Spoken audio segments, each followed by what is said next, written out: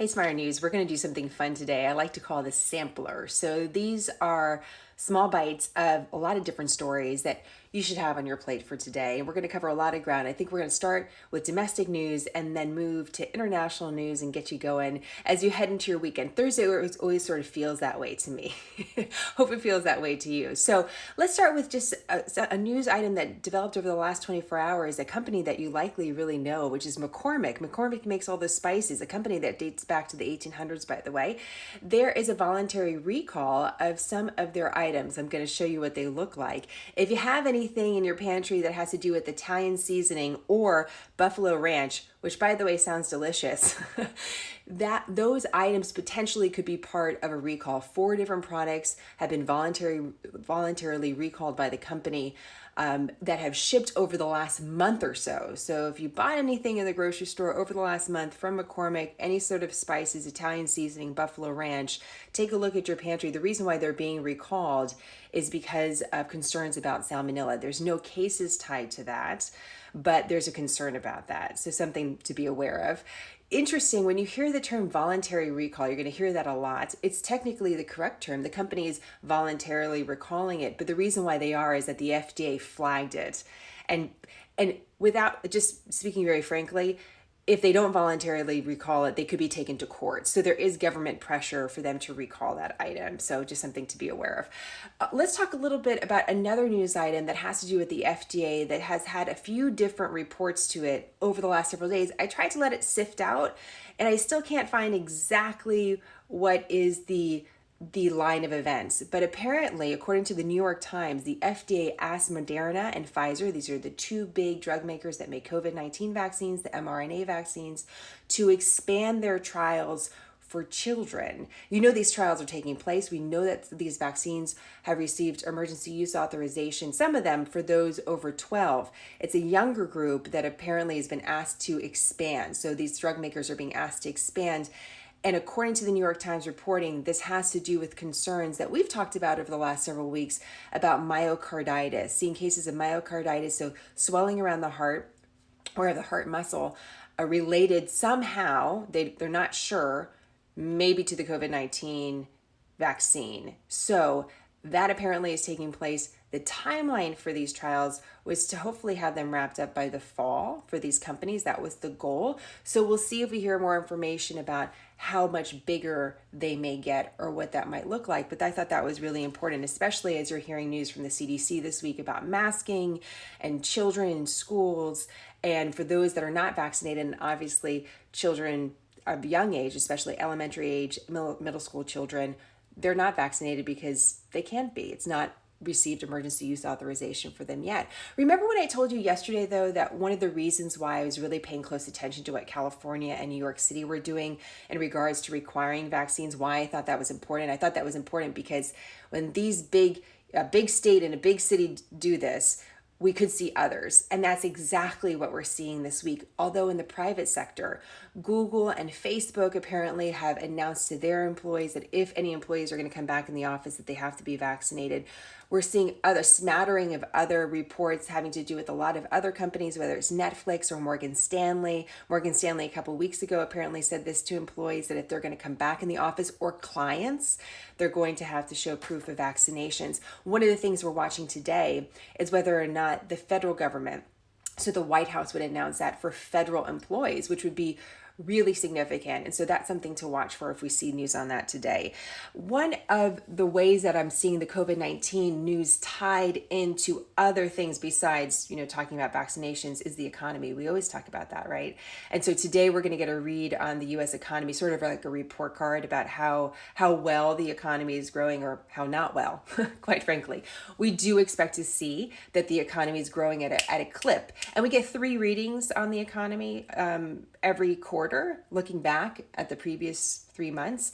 So we're going to get a reading today. It's likely going to show growth. The concern, and what I'm seeing now with some economists talking about this, is whether or not the rise of infections that we're seeing now will affect the data later in the year, that somehow that could affect this trajectory of economic growth that we've seen as we've opened back up and loosened restrictions and gotten back to some semblance of normal, but I bet you would debate what normal, what is normal anymore.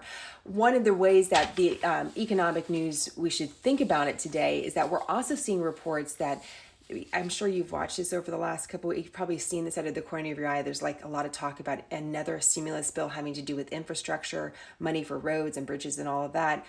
Well, it looks like lawmakers have reached some sort of a deal to move that bill along. What I would flag for you is that one of the reasons I haven't gone in deep on an infrastructure bill is we actually don't have the text of the legislation.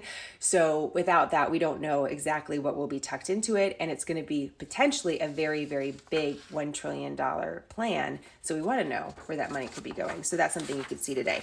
Okay, a couple things I want to flag that our international news that we've talked about over the last several weeks, and we're seeing little updates. So one thing I want to show you is this. This I saw late last night. So these two men, who are they? One is the co-founder of the Taliban in Afghanistan, and one is the foreign minister for China. There was a meeting yesterday between the two, with China using some very strong words about the United States, but also embracing the Taliban leadership in Afghanistan. As we talked about earlier this week, the Taliban have gained ground in Afghanistan and are really threatening some of the larger cities. And so this is something to watch as the United States withdraws from Afghanistan. Who fills that vacuum? Let me show you the map and why China would be interested in this. You can see Afghanistan and China, not the perfect map for Instagram, but you can see, because sometimes it's hard to place this, right? There's a small border that China shares with Afghanistan.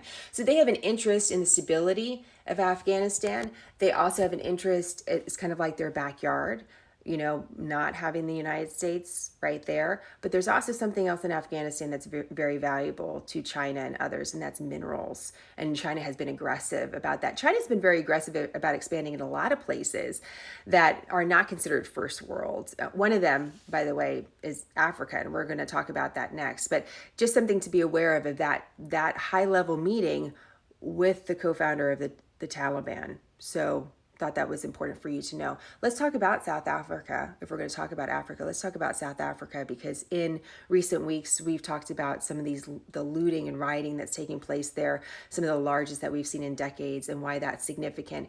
There's a really interesting editorial sort of update as some of the looting, the looting has declined, but there's still a lot of upheaval in the country. And there's a great article in the New York Times today written by a journalist from South Africa, although in the opinion section, so I want to flag that, saying that really what's happening in South Africa is a challenge to the stability of the political environment there, and a challenge to whether or not that country can embrace fully democracy. So high stakes in South Africa. The looting and rioting came after basically a political story, but there's been questions about what the end goal is, whether or not this is just, discontent with the economy, discontent with the political environment. Now this journalist is saying, no, this is really about the soul of the country. And so I want to make sure that we continue to watch that. One other story you've been asking a lot about, and we covered, and it's a big story, is what's going on in Cuba. We haven't heard a lot about that, haven't we, right? One thing to note is that there are reports today that there's a continuing government crackdown, and maybe even coming further, like a bigger wave of arresting those that were protesting the government. And we're not hearing a lot about that. One of the reasons we're not hearing a lot about what's happening in Cuba is that we know there's been a connectivity problem, right? Internet, phones, some of the basics. Senator Marco Rubio and others have been asking the United States to make sure that we could supply internet to the nation so that we could hear from everyday people like us more easily. And that's something I want to write Senator Rubio's office about and say, hey, is there any progress on this? What's going on? What should we know?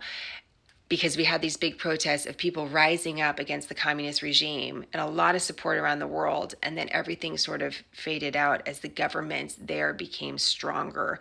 So I think that's an important story that we don't forget. Let me just show you one final thing, just a little something about the Olympics. Caleb Dressel, star swimmer, 100 meters, has a really cool tattoo. You don't see it in the shot, but what you do see is a blue bandana. Why does he have that blue bandana? Great story, and reminds us about the power of teachers and education a high school teacher, a math teacher for him, was a very influential mentor. She encouraged him during a critical time in his life when he wanted to take a break from swimming. And she unfortunately passed away of cancer.